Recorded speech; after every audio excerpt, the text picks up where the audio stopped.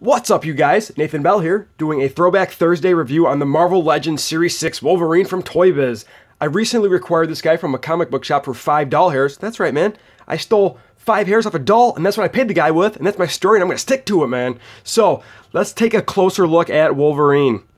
This, to me, is definitely one of the best Wolverine figures made today. I just think, look, Hasbro's used the ab section and the upper chest on their recent Wolverines. I wonder why that is, man, because this figure is fantastic. I don't know if they used the arms. They might have used the arms. I'm just not entirely sure. If you do know, please let me know in the comments below. I like the articulated hands. Pretty cool, man. That head sculpt is just vicious. You know, got that pissed off look on his face. He's got white eyes. I really like the black, even though it kind of leaks over. I like how it goes from like that light tan to a darker tan. Those just nice highlights.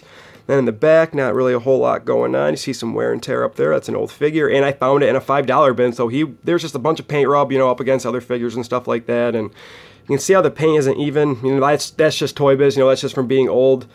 Then in the lower, you got some Wolverine butt going on. Looks like he's got a sheet stain in there. That's okay, though. He's old. He's old. He's got to do what he's got to do. Got the belt loop with the blotch of white paint. That lines up pretty well in the back, though. It gets kind of hairy right there. Like his arms are kind of hairy with that green vein going through. Pretty cool figure, though. The X looks very good. Very detailed. Very detailed, yeah. Just black and red paint. See how it kind of gets blotchy right there? That's not a big deal, though. See, this was the ab part I was talking about in my pickup video, my haul video. Just some scuffage, but that's not a big deal. Like I said, I paid $5 for him. Legs are pretty cool. They're in really good shape. Dude is pretty jacked, man. Look at those leg muscles, man.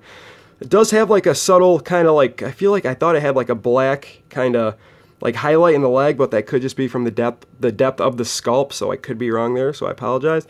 And on the back, not a whole lot going on. The boots are pretty cool, though. Get those articulated toes. Like the black, that lines right up perfectly. These there was one part I thought it might have been on another person's boot, but I thought I had a tip snap off. And then the claws, they were pretty warped. They still kind of are, but they were really bad when I got a hold of the figure. It was definitely a lot worse. This one's a little bit better. I feel like that's not as bad as the other one was. I got it as good as I could for the time I had, but I'm definitely going to work on it a lot more. Another look at the hairy arms. It definitely looks like they took a pencil and just, doodled all over his arms, but it looks good though, man. I do like this Wolverine. I do have the X-Force version, and I have to say, man, I think I like this version just a little bit better. I don't know why. I just feel like this is the classic Wolverine, and they also used, I think this is the identical mold that they used for the Red Hulk Wolverine. I'm pretty sure everything's the same. He might not have articulated fingers, but I want to say he does. I really haven't watched too many reviews on that Wolverine figure in general, but I could be wrong. If I am, just, feel free to let me know in the comments below. And, yeah, that's about it for all the detail and sculpt work on him, Very nice figure, though. I definitely give my hat off to Toybiz because they definitely paved, the way for Hasbro for Marvel Legends. Let's get into some quick articulation. So, his head can look up about that far. It can look down a fair amount. It can turn side to side. That was a little tough right there.